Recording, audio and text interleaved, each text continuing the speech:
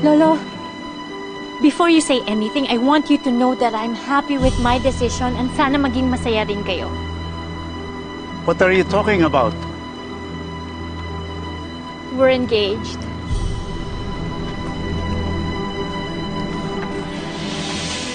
We're engaged. Whoa, wait, did I hear that right?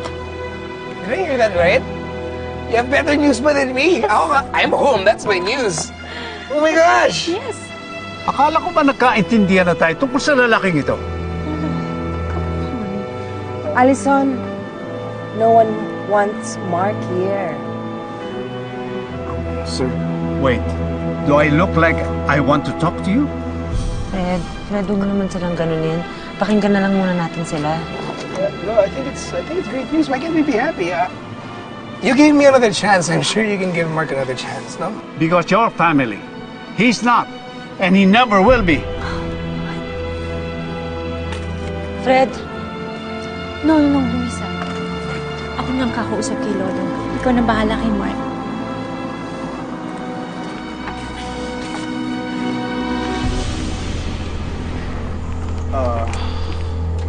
Hi, nako. Tara na, forget about it. Tara. Silipin ko yung mga pagkain, baka may naiwan pa. Ay, nako. Let's eat.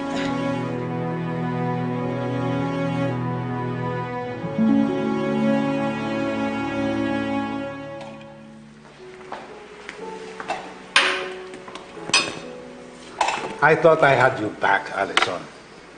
Masaya pa naman ako because after all these years, nagkabati rin tayo. And we're still good, Lolo. Hindi ko dinala dito si Mark para asarin kayo or magrebelde sa inyo. I just wanted you to see me happy.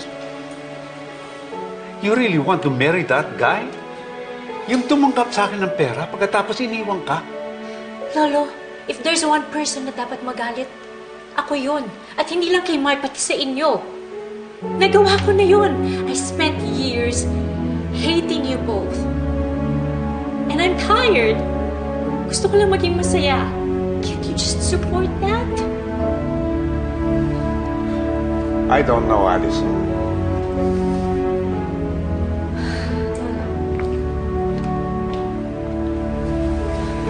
I love you, Lolo.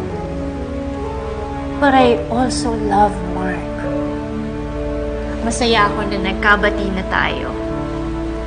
Please, don't make me choose between the two of you. Please, Lolo, give Mark a chance for me. Please. Okay. Really?